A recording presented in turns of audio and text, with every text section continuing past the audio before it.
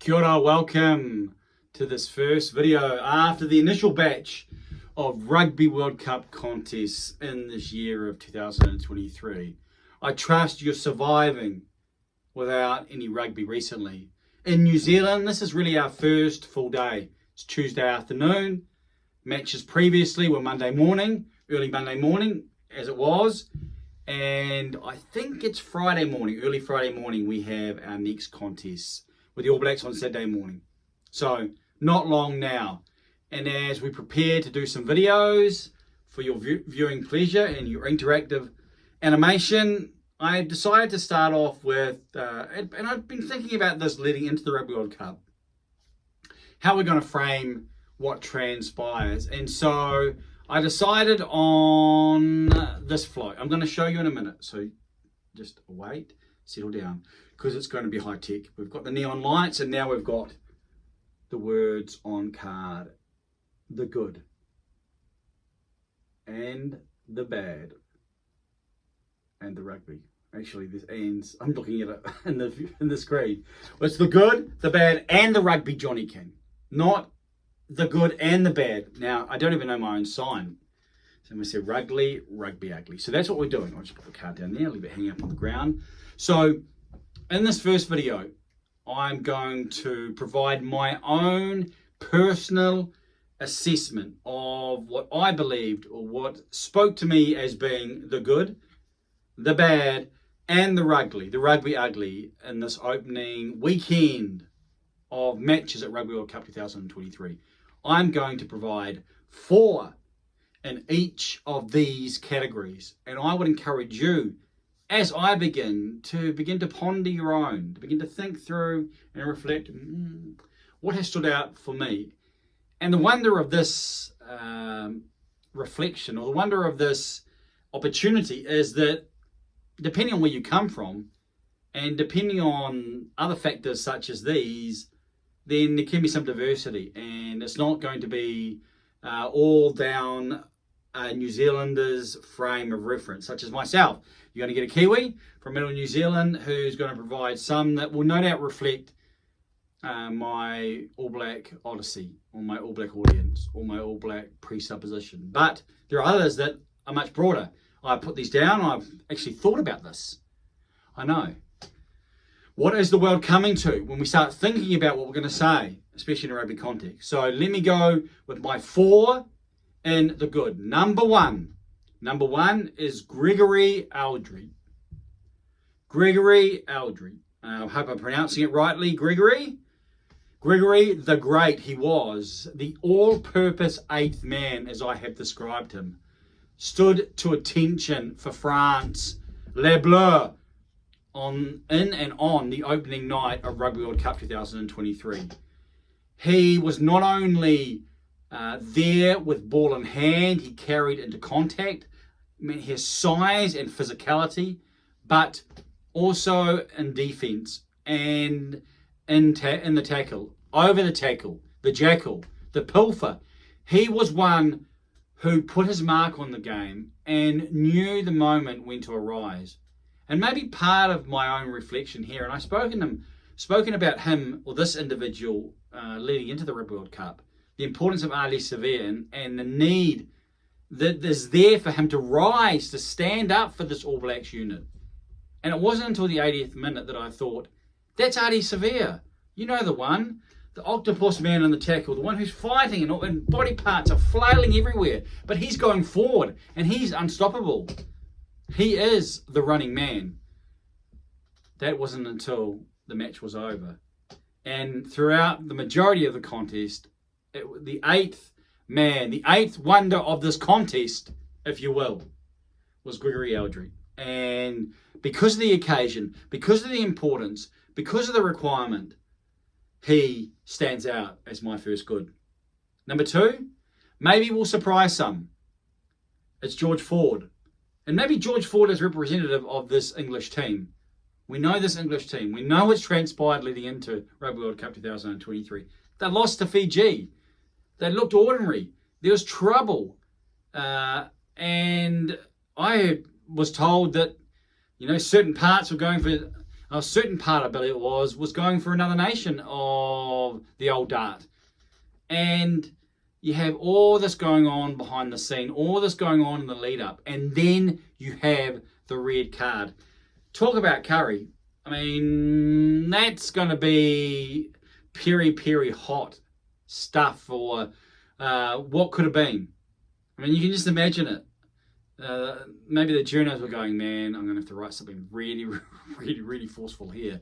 This England team, our England team, looked ordinary, and then they get a red card. Nothing's going right. And on the back of getting smoked by Los Pumas. And what we saw in that moment, and when it really counted, it seemed like it was their cometh the hour. It was their Winston Churchill moment. And they were like, now we know.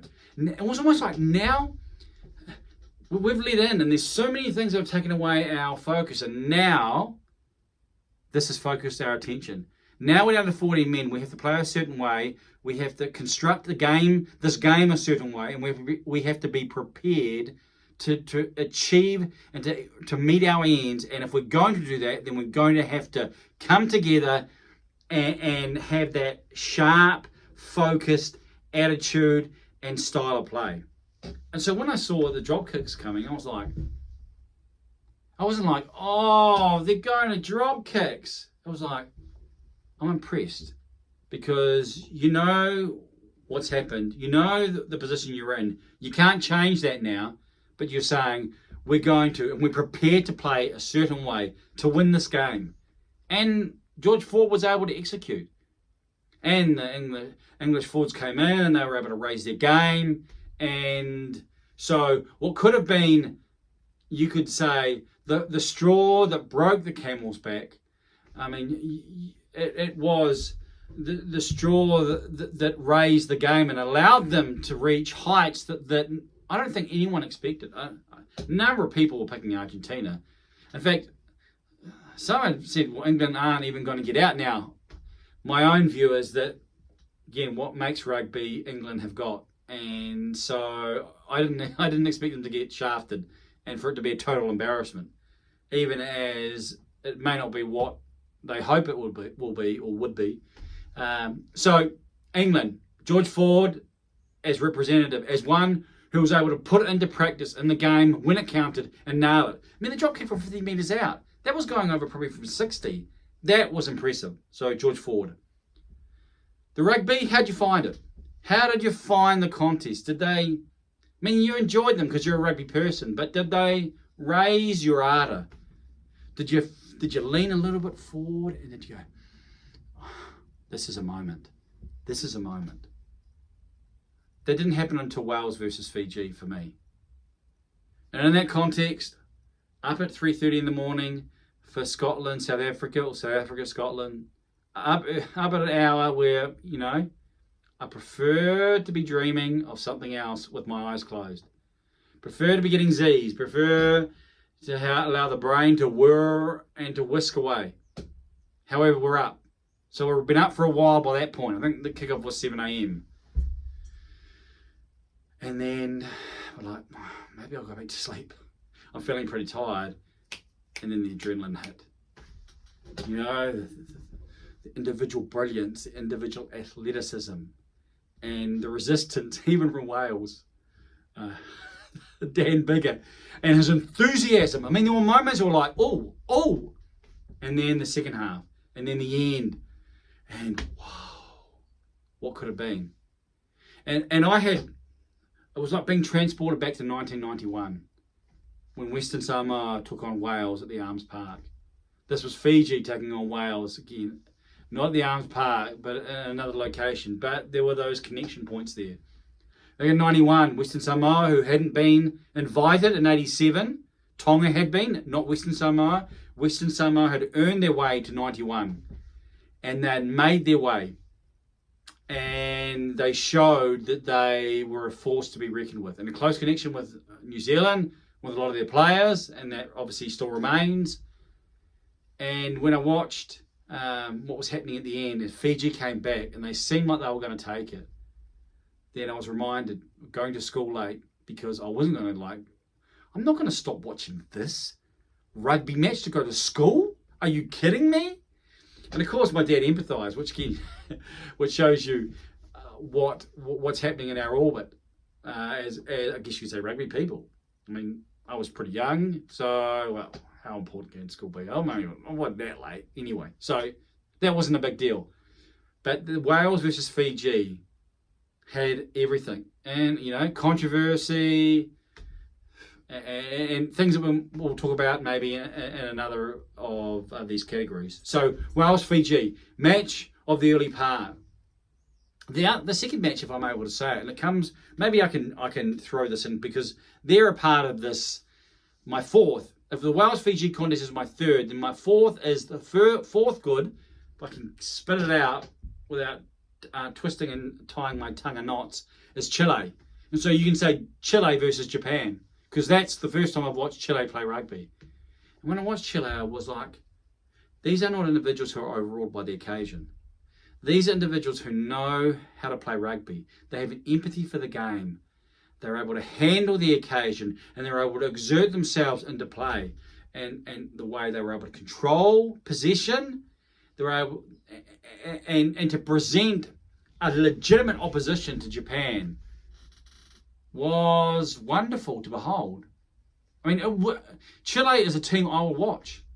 And Pool D, I'm actually looking forward to seeing if they can even get closer to some of these sides. I mean, what's going to happen when they take on their South American rivals? I mean, you say, oh, Argentina is. But if Chile are up here and Argentina are down there, then what about Manu Samoa?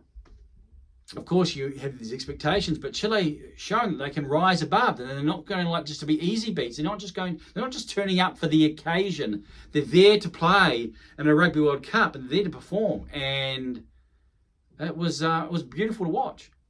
And their ardour, their attitude, the sense of watching them, as I've thought about it, was like watching high school college rugby in New Zealand. There's something about college rugby.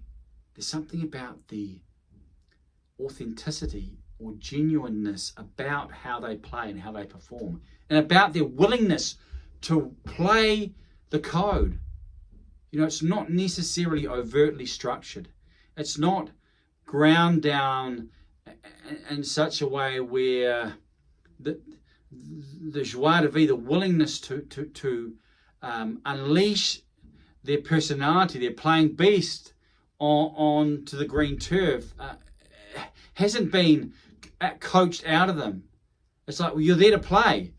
And I had that similar sense watching Chile play. You're there to play. You're there to perform. We want you to play rugby. And it was a beautiful thing. So that's my four. My four good of weekend one. Now, we move to the bad.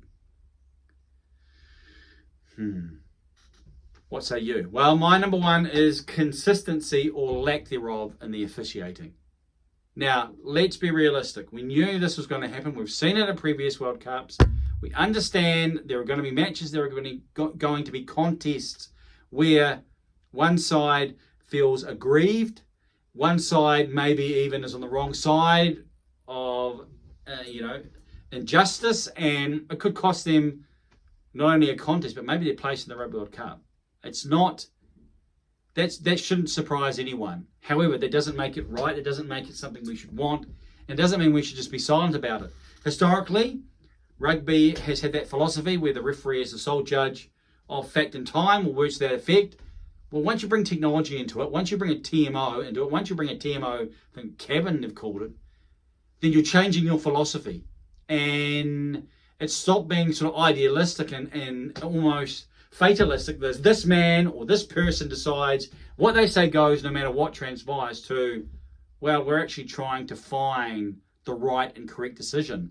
And therefore, if you're finding the right and correct decision in certain places, but not in other ways, and other times, you open yourself up for what's transpired. And I thought we saw some inconsistency between different matches. The one example that stood out to me was the head contact, or head on head. We saw obviously Curry getting red carded in England, but then we had Creel for South Africa, nothing. And I'm just trying to remember the person's name now. Maybe I should look it up if I have. Sigrin, the captain for Chile, he got a yellow card. So 3 heat clashes. Now, there is always nuance in rugby, so it's not necessarily saying these are all identical. But the question is, why did they all receive, different consequences, and one no consequences? And I think there was another one as well. So there'll be minimal contests. That's the problem.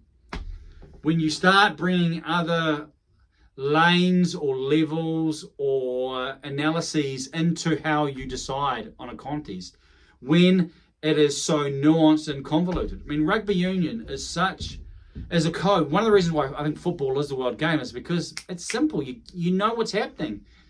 And so you don't need to be a rocket scientist to grasp it. But rugby, well, maybe not a rocket scientist, but you need to understand that there are moving parts, and in any type of collision or contact or phase, there are a number of different things happening all at once. And depending on how they happen, then a number of different interpretations or calls can be made. So we have that now.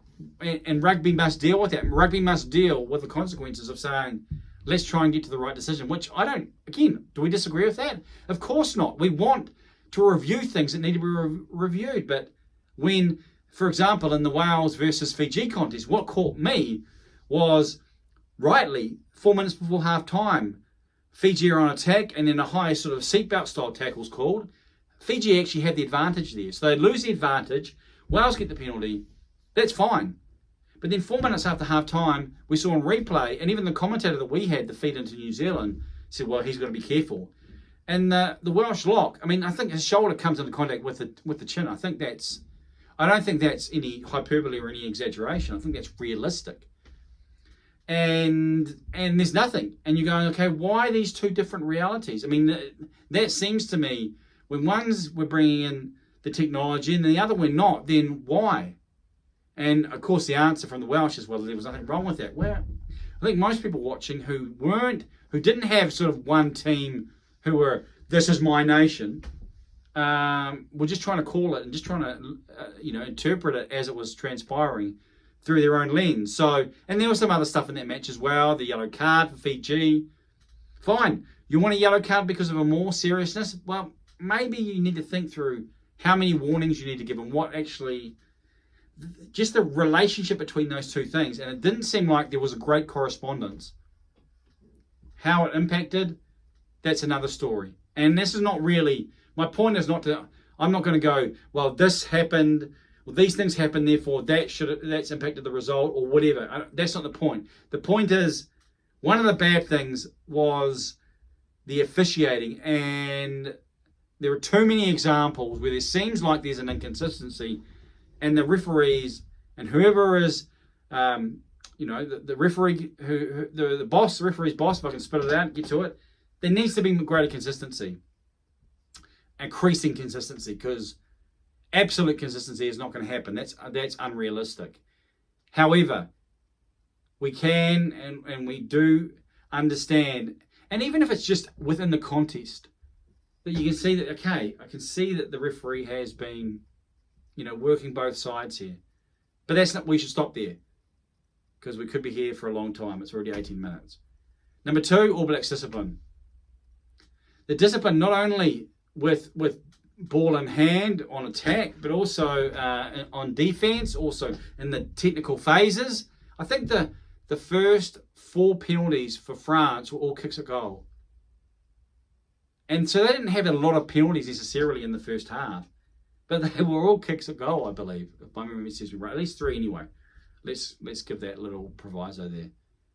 And so the All Blacks, they gave away a lot more penalties later on. However, that type of lack of discipline, that inability to be able to say, okay, we're in this part of the field, let's not give them 3 points. Because that's what it transpired. The All Blacks, I think, played more rugby, should have scored more tries in the first half. It's the one before half time, had to score. French are out on their feet. All Blacks have to score. And there was another one with Scott Barrett on attack. So the lack of discipline, not only, there are other parts as well, and I'll get to another person, catching the ball in the air or doing your best to catch the ball in the air. And then other phases as well. The All Blacks just lacked the discipline that was required. And if they had that discipline, I think they would have won. And I don't mean that with any type of hyperbole or any type of trying to see things with rose-tinted glasses. The All Blacks scored after half-time. If they scored 2 more tries in that first half, I think the scoreline's got to the point where the French and the All Blacks both know psychology's changed. Think about playing the All Blacks, or recently, sides are much more comfortable taking on the All Blacks. But if the All Blacks get in front, then all the haunting ghosts of previous cycles come back. And it's like, it's the All Blacks. They're now almost 20 points in front. We're too far back. And the All Blacks get confidence from that. So I think the All Blacks discipline, that was a bad part. Number 3, Los Pumas. We've talked about this, so maybe we don't need to cover it off. But you've got an extra man. You're in it, and you should win it. The gift horse was looking at them. It was knowing their name, and they were like, they didn't seem like, it wasn't right until the end where it looked like you're actually passionate about it. Maybe it was the anthem. I don't know. But they just didn't seem up for it. I thought of their performance in Mendoza versus the All Blacks, the first of this year in the Rugby Championship, where it seemed like they needed to get their collective stuff together, and they didn't have it together. So that was my number 3. Number 4, a few replays and coverage from host broadcaster. I do like the art. I'm a favour of the art. I'm a favour of the French flair. I enjoy it. So I'm not saying get rid of it. It's not an either or. It's a both and. I also like to see the replays. And so that when there is a decision or when there is something that seems to be pivotal, we get to see a replay and we get to discern or ascertain whether or not it's correct. We didn't see that. Calls were made. I used my own device back here to go over some things and look again. So, few replays. So add the replays, give us the art, give us the moment, give us the evocative, crowd shot, all good. But more replays. That was one of the bad. Now the rugby. We're getting on 22 minutes, so maybe we'll work our way quickly. Maybe we'll finish strong. The Bocky chain strip. Now, I say that in one sense for empathy for my Springbok brethren, as one who has a tradition with the All Blacks rugby, and try and put myself in their shoes. And I know there's been some feedback. There's some humorous things online, how it sort of reflects. Must be a store in South Africa. I'm not exactly sure. I'm just trying to remember. Checkers, I think it was. So it must be a store in South Africa, Checkers, that sort of has that look and has that colour and uses those colours. But I know that we've had the grey strip in 07, and I didn't mind the grey strip. Because you sort of, okay, you can have a chain strip, then let's have something close. I thought, maybe change the shorts in the top.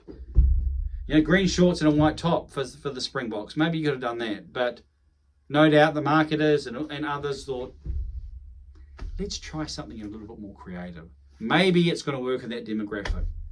But rugby is a code that's based on tradition, based on a narrative and a storyline that's sourced over the decades and the years. And what the Springbok supporters love is to see their team in their traditional strip, as we love to see our team in all black. So, rugby ugly, Bocky chain strip. Didn't mind it aesthetically, I guess, maybe you could say.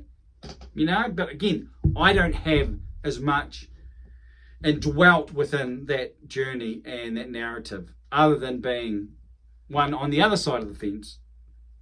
Another, Will Jordan Circus Act. I didn't really read that very well, did I? Will Jordan Circus Act. That was number 2 in Rugby Ugly.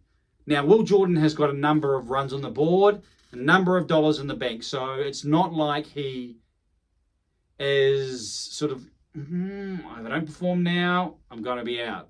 He is an assured spot in my neck of the woods anyway. In my range of thinking, the altitude that I'm looking from. So it's nothing about that. However, this probably was his worst test match. Worst in my memory anyway. Try-scoring freak. Everyone talked about him potentially being player of the tournament, maybe. If the All Blacks win, then Will Jordan is the difference maker that they need, that we need. Well, he provided some difference, but it seemed like his compass was all off. Maybe, I don't know, maybe the Northern Hemisphere had reeked with it. Maybe the time zones had done something. But his timing, ball in the air, and just his connection seemed discombobulated. Will Jordan seemed out of sorts and wasn't the Will Jordan that we know. And so that was rugby ugly. So, again, runs on the board. I'm sure he'll find it. And he needs to find it for the All Blacks. So that was number 2. Number 3, the anthems. Yeah. About as exciting as that little moment there. Sitting there doing nothing. I mean, the anthems did nothing. In fact, they probably did do something. They probably frustrated. They underwhelmed. And the nations who love their anthem, who thrive on it, and we love watching it because it's... New Zealanders don't tend to get, oh, it's the anthem. It's more the haka. But when we're watching Argentina, you're watching the Vamos, and you're waiting for maybe the tears, and even the, of course, it's Sikalele Africa, and Sia Kolisi's head back and their eyes shut. It was different. It was underwhelming. And so, nice touch, get the youth choirs involved. Next generation, I understand it, but it didn't work. So, I have read information talk on social media about maybe they're going to go back or do something else. Good move. Change is a good move, I think, in the anthems. And change quickly will mean it becomes a positive. Because the next time the teams play, then they'll be able to get back to rip-roaring through their national song. 4, this is very personal, time zones. Watching this World Cup, well, I've watched every World Cup. So 87 was sweet, New Zealand. 91, Northern. Young, got up for it. Stayed up for it, I think, back in those days. Was able to stay through. 95, South Africa. So time zones, again, weren't our best of friends. 99, again, North. So there's a theme going on. But I'm a younger man, so I can handle that. 03, Australia. That's working for us in New Zealand. 07, we're back up north. So, okay. 11, no problem. We're in New Zealand. 15, we're back up north. 19, we're in Japan. That works for us. 23, well, we're in France and we know what that means. 27 will be in Australia. So that's going to work. And 31 could be in North America. Now, given where our time zones intersect, prime time over there is actually sort of in daytime for us, so it could work. So time zones, for me, first batch of matches, and it's at home. I guess the impact of that. And so having to work that, having to do the hard yards, having to, a pretty boy back having to take on the role of a grizzly tight forward and work our way bit by bit, piece of turf after piece of turf, stay awake for the contest. So hopefully the matches help and encourage that. And once quarterfinals hit, then I'm sure the occasion will mean, what is the 4 o'clock? I think the 4 o'clock and 8 o'clock, that's 2 quarterfinal times into New Zealand. So that's going to be fun and games. What about you? Now I've finished my 4, the good, the bad, and the rugby on the initial weekend of Rugby World Cup 2023. If this is your first video, I trust you've enjoyed the neon lights and my creative sign. Okay? And that will, if anything else, maybe that's encouragement enough to come and look at the pretty lights, maybe not. If this is not your first video and you've come back for more, then you're a glutton for some type of punishment. But I want to hear from you. So does everyone else. You've heard mine. What about you? You can give 4 in each. You can give 1 word in each. I mean, you have freedom and you have the platform and the stage to share in the comments as you will. And other people hopefully will read and go, that's interesting. And maybe say where you're from if that adds to the occasion. Because what stood out for me, like some of the things about the All Blacks in New Zealand may not stand out for you if you're from the Northern Hemisphere or from another part. Stood out for me because, I bleed all black. I'm a New Zealander. And so the importance of that contest, France versus New Zealand, is obvious. I think another contest may be for you. So maybe you've framed it through that lens, and that's fine and understandable. But it's good to know that as we read your comments. So like, share, so more people can view it, more people can comment as well, and understand and know it, and subscribe if you haven't already. And that would be wonderful. Now, we're nearly at 30 minutes. I didn't expect this video to go very long. I've got a little clicker here. Some of our things, some of it we're low tech, some of it we're budget, but I'm going to click. It took 3 times last time. So I've done it once. And then if I go, then you know why. The clicker's worked. So we'll try again.